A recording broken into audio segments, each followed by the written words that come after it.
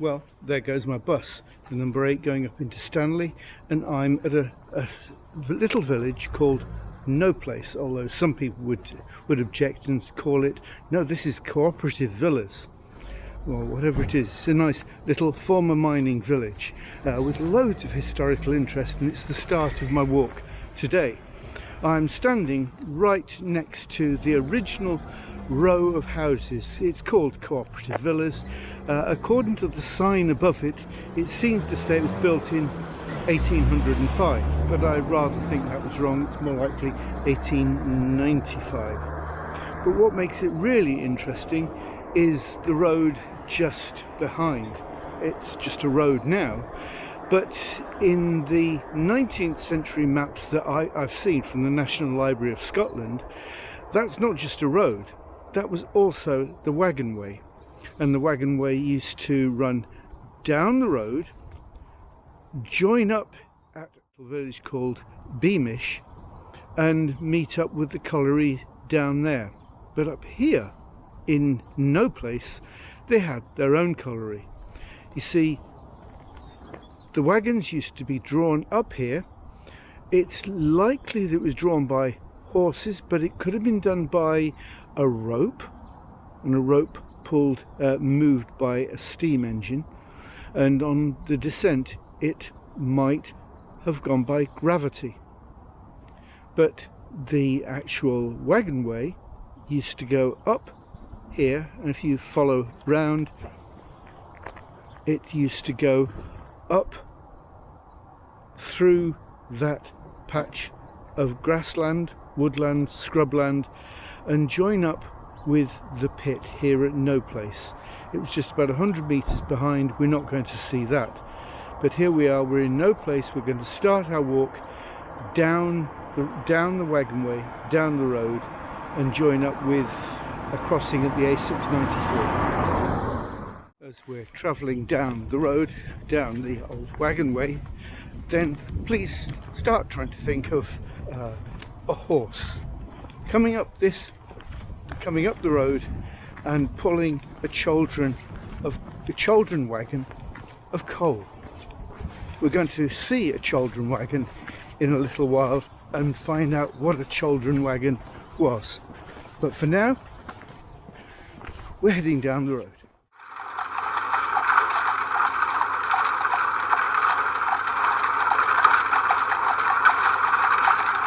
So as we're still walking down, following the line of the waggonway, we're coming to a bridleway that comes in from the left. And if you look at the old map, the 19th century map, you'll remember that this nice bridleway, this public bridleway, was once the North England Railway. It was another of these wagonways, although it's possible this one could have been a proper railway line. Wagonways were lighter in nature. So that's little No Place. It's already got 2 small railway lines attached to it. We're continuing our walk, and I can hear the sound of the A693. So imagine the clopping of hooves as the horse pulls the Chaldron up. Now we're still heading down, and there is the A693, quite busy even on a Sunday morning with its roundabout. Now let's assume that we're going to go straight on and we're going to be following the line of the waggonway. So here we go across. The waggonway ran to the right hand side of the road.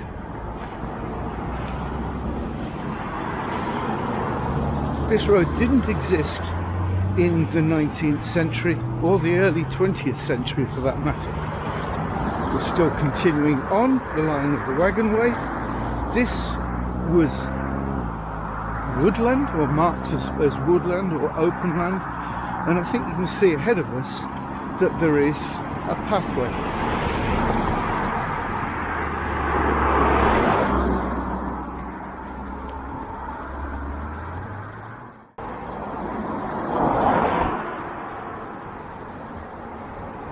pathway continues through and goes into the village of Beamish. Now, I'm not following that direction, but that's the line of the waggonway that used to go into Beamish. We're going to meet it at its other end, but for now we'll turn round. We're going to head round the eastern side of the roundabout on the A693 and see what we find up there. So now we're heading to the north of England open air museum, Beamish Museum, and we're following to the eastern side of the little road that leads to it. Now what you can't see is that we're walking over a bridge, and it's a bridge over another railway line. This is the larger of the railway lines. It's the Anfield Plain branch. We're going to meet that soon enough, but that's the cycle track, the walking path down to the former railway line. As you can see, it's National Cycle Network Path nowadays. It's National Cycle Network Path 7. It goes down to Sunderland, and if you follow the route back up, Stanley, then to Concert, and the NCN route goes right across to the other side of the country. It's a beautiful trail, really nice walking. So we're going to continue just a little bit further on. So walking into the car park, very quick trip here, and nowadays it's just a very good civic amenity. People go walking with their dogs and themselves and their bikes out into the woods over here. So it's just a car park, but this used to be the site of the Beamish Colliery. It's been dismantled, and you can still see parts of it in the Beamish Museum, so that's really worthwhile going to see that. And the track over there suggests there was something else that used to be. Well, we're going to go and see that. Well served, of course, by the buses. That one's going down to Chester Street. So let's continue on with our walk, and we're heading down towards the Beamish Museum. While this road existed in the latter half of the 19th century, it wasn't as wide or as busy as it is now. This is the road that leads down to Beamish Museum, which is a really fantastic museum. You really need to spend time visiting there, pay your money, and your ticket lasts a whole year. It doesn't take a whole year to get round, but it's certainly a couple of days and you will have seen most everything, and you might be still wanting, I want to see that again. It's really interesting. So the North of England Open Air Museum at Beamish, that was a press that's been brought up here because what they've tried to recreate is some aspects of the north of England through the 19th and 20th century. But we're going to go into the village itself, and it's actually 3 villages we're going to go through: Beamish, Urpeth, High Urpeth and High Handenhold. The first place that we meet is the Shepherd and Shepherdess pub. As you can see, that's the bus that serves the Beamish Museum. Very well served by buses here. It's here, Shepherd and Shepherdess did a roaring trade just after lockdown, and they provided takeaway meals, and people used to call up into the car park and enjoy their meals. In your own exploration, you need to find out what those 2 figures were made out of. But there's lots of places around the country where I'd love to live, and I'd like to live here in Methold Houses. They were built for the local poor to live in by a local landowner. They look superb, really, really nice. That's Methold Houses. We're heading down into Beamish, and that little track opposite the car park, the former coal mine, it used to be the site of the gasworks. So they used to take the coal from from the coal pit, the colliery, and some used to be taken to the gasworks.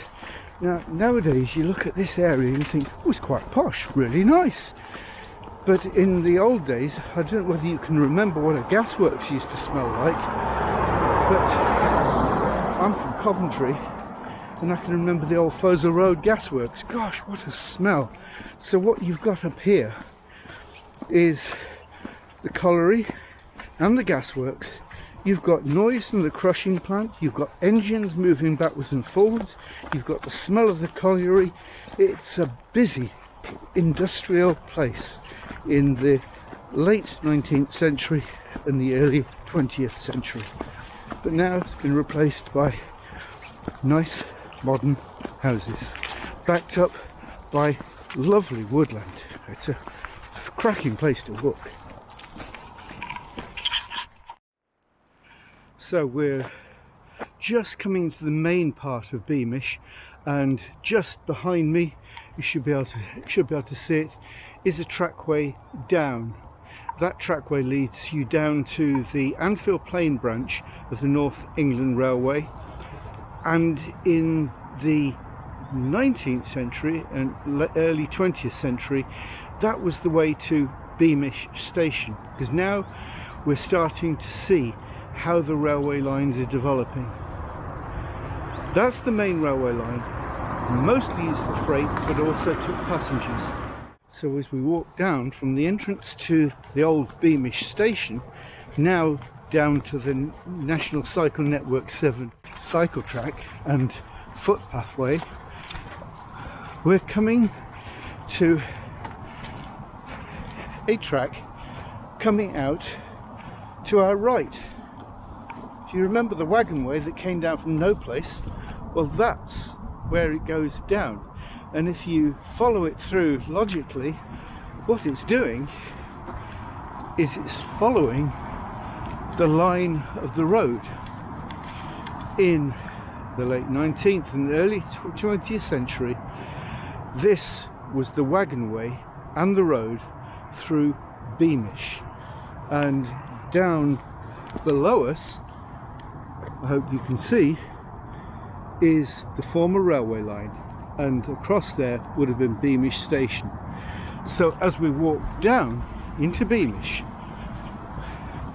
we're going to be recognising that the houses were built with a railway to both sides, with a clanking colliery to the west, the smell of the gasworks, and the engines moving up and down, carrying coal to steelworks and from colliery, coal from collieries.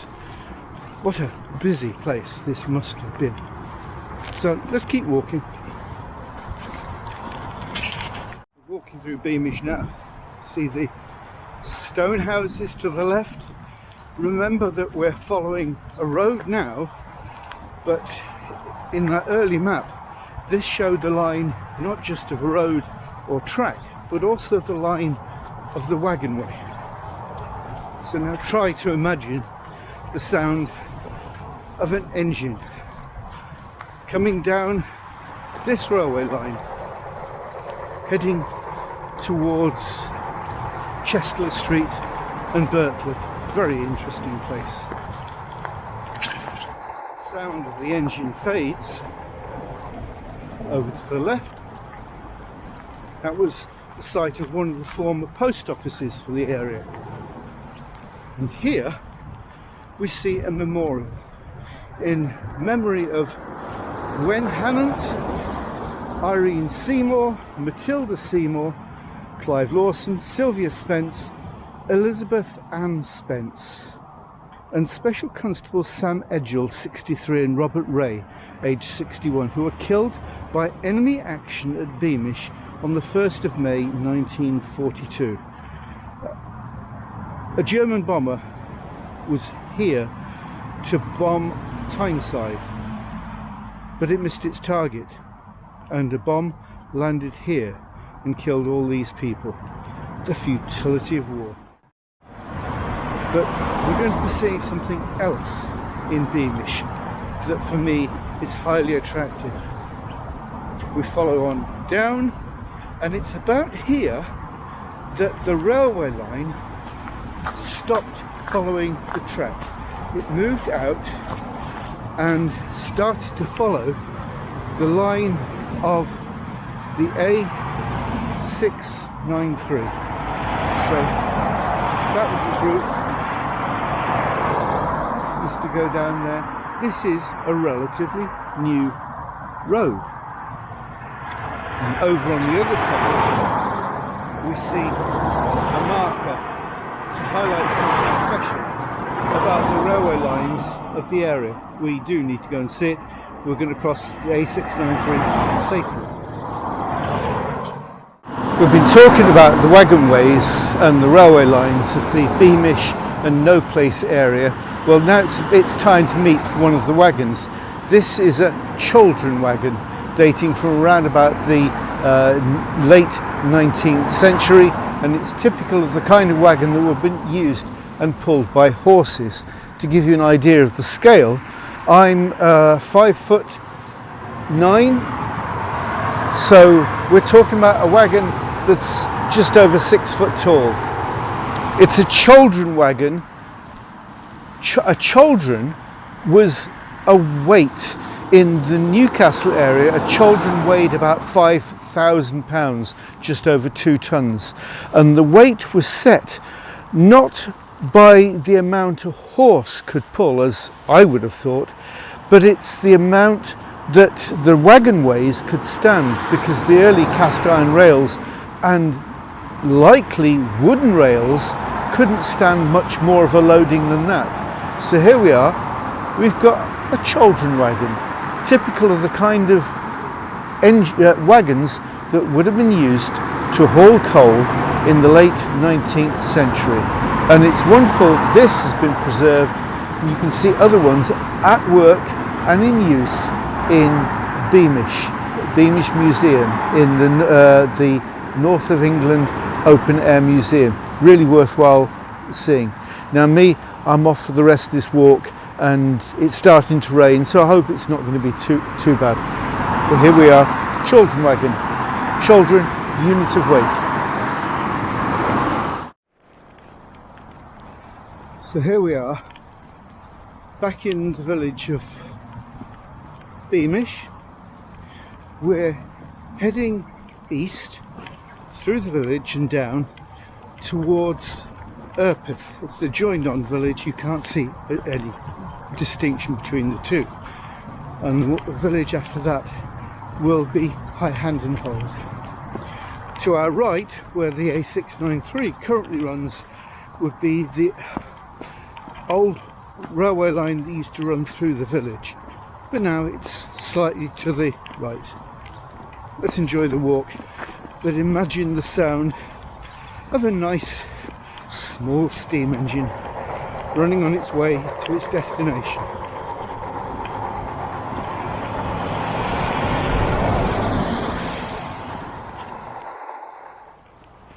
Well, with the rain beginning to settle in a little bit, we're now in Urpeth. It joins onto Beamish, and to the left is Stony Lane. It's a very steep ascent there on your bike, great fun to go down there. And we're just entering onto New Road. Now, New Road obviously means it's a new road. Hasn't always been there. The track used to head down to the right over there. Now, why on earth would they be doing that? Well, I don't know. My guess is something to do with the quarry. But here we are, just entering onto New Road. Let's continue our walk. I'm going to speed up a bit because of the rain. And so we're in High Handenhold. Oh, I'd love to live here. Imagine having that as your postal address. Front Street, High Handenhold. Well, what an interesting name that is. Think of the conversation starters you'd have. But High Handenhold, another of the colliery villages in the area, is interesting for many other things. That little track that we mentioned, we're on the new road now, but the old road used to come in well, you can just about see it coming out here behind me. We passed the fire station. It's the fire station for the village, but it's really the fire station for Chester Street, which is quite a sizable little town of great historical interest in itself. So you need to come here, spend some time up here, enjoy the museum, see the sights of Newcastle, enjoy Chester Street, and then visit Durham, because there's so much in Durham. But here we are, High Hand and Hold, and you immediately see the change in nature from the stone cottages in Beamish and Urpeth to the brick buildings here in High Hand and Hold. Let's continue our walk. There's something we do need to see here that I find of great interest. And here's the thing of great interest. I love this.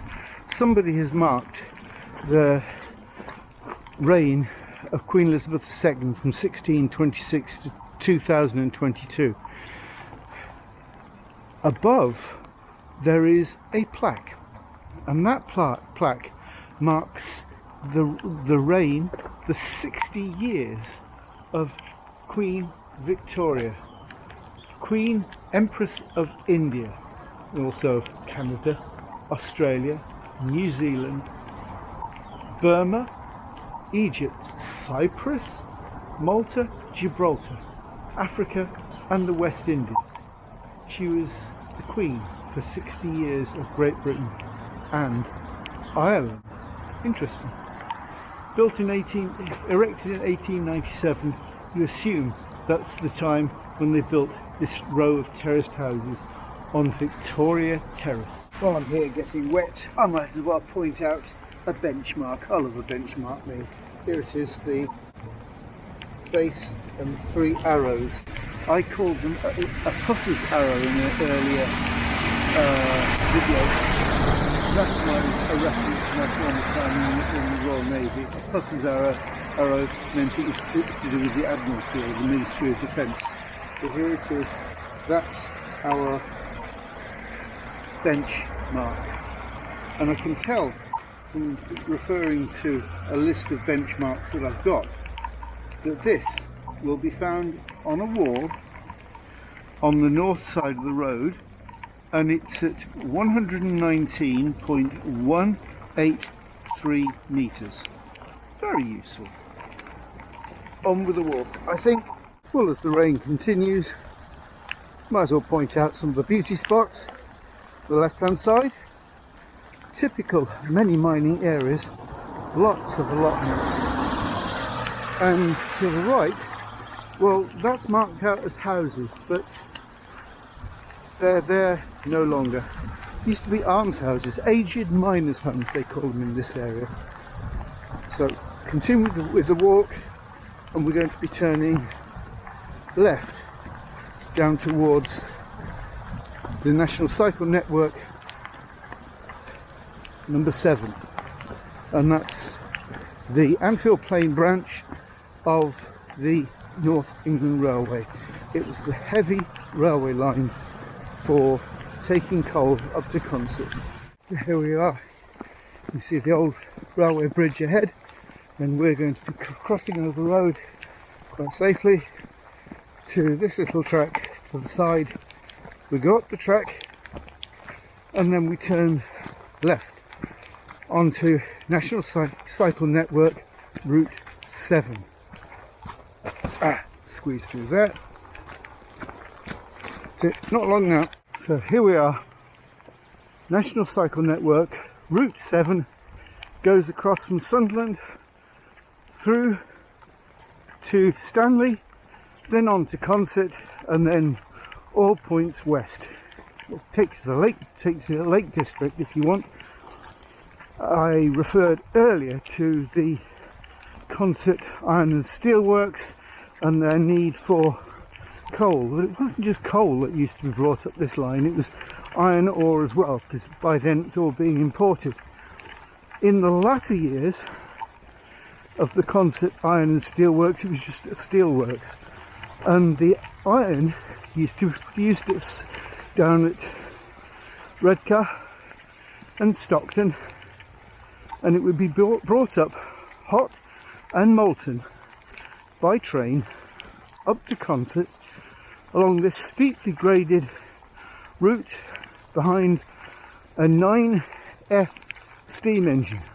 So as I continue to walk, and as you continue to imagine, let's be accompanied by the sound of a big 9F steam engine, and then later by a pair of class 25 diesel engines.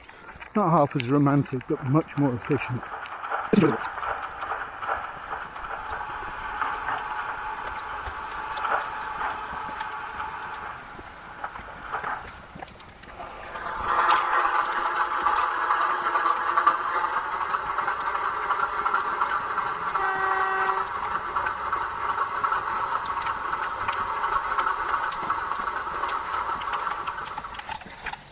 As the sound of a pair of class 25 diesel engines fades away, we come to a slight junction in the road. We're going to go straight on, but I do want to spend a little bit of time at this signboard. We're so blessed in Durham, County Durham, with all the footpaths that we've got, and this one, the Angel's Way, is part of the Northern Saints Trails. There are, I believe, 6 or 7 trails here that explore the legacy left in the northeast by people who are brilliant of mind, brilliant of spirituality. And this, the Angel's Way, well, it tells us about our local information here. This location has witnessed the passing of trains, walkers and cyclists. The former Consett to Sunderland railway line includes part of the 137-mile sea-to-sea cycle route from Whitehaven in West Cumbria, that's the Irish Sea, to Sunderland in Tyne and Wear, the North Sea. This challenging bike ride involves a thrilling cross-Pennine route and passes specially commissioned sculptures including Terra Nivalis at Consett, which celebrates the town's steel-making heritage. Well, you can read this for yourself because I thoroughly recommend this walk. So we're going to be moving on up the railway line, and we're going to be exploring as one of our closing items some other sculptures that you'll find on the way, and have a brief look at what the site of Beamish railway station looks like now. So let's move on. Well, we've come to the western extent of Beamish, still on the old railway line. To the right, beautiful woodland. I think it's called a little bit further up Hellhole Wood. That is not an apt description at all. It's a beautiful mixed woodland around the Beamish Museum area. It's brilliant for walking, great for dogs. My dog loves it there. To the right is the ramp up towards Beamish Museum, and just ahead I'm starting to see the sculptures that mark this part of the line. Any idea what they are? Industrial parts, bits of JCB, Caterpillar tractor. It's a cow, and it looks so lifelike. And then there's this cow. You can imagine what it's doing. Again, whoever constructed these was a man who had observed cows and knew what they did. Lovely. And then one cow feeding. We've got one more place to stop, and then we'll finish the walk. but I hope you've enjoyed this section of walk as we head east on National Cycle Network Route 7. It's not just for cyclists, of course, it's for walkers, it's for horse riders, it's for people to enjoy some peace and quiet, to enjoy some nature, and on this route at least, some art and some history.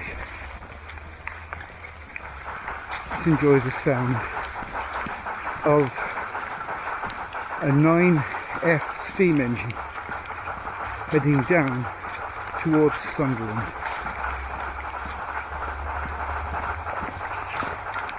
And to enjoy myself as we head out of this bridge. We're heading towards Beamish Station. Ooh! The echo is not so good there. But this is where the station used to be. There's no sign of it anymore. Perhaps you can get a hint of it with the way that the abutment to the bridge runs down and perhaps would join onto a station. I don't know, but that's where it was. But can you imagine on a Friday evening, it's just getting dark, so the man who lights the gas lamp is just heading out to light the gas lamps by the side of the road. Men are coming in off the shift. There is the smell of the gasworks. There's possibly the noise made by the coal crushers at the colliery.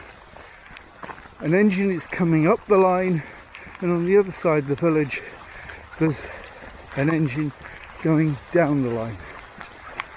What an interesting place this has been. I've thoroughly enjoyed this walk. Okay, it's rained all the way through, but it's been a very, very good walk. I hope you try it for yourself. You come down to Beamish and sample the delights of the northeast for yourself. Have a good day and enjoy your walking.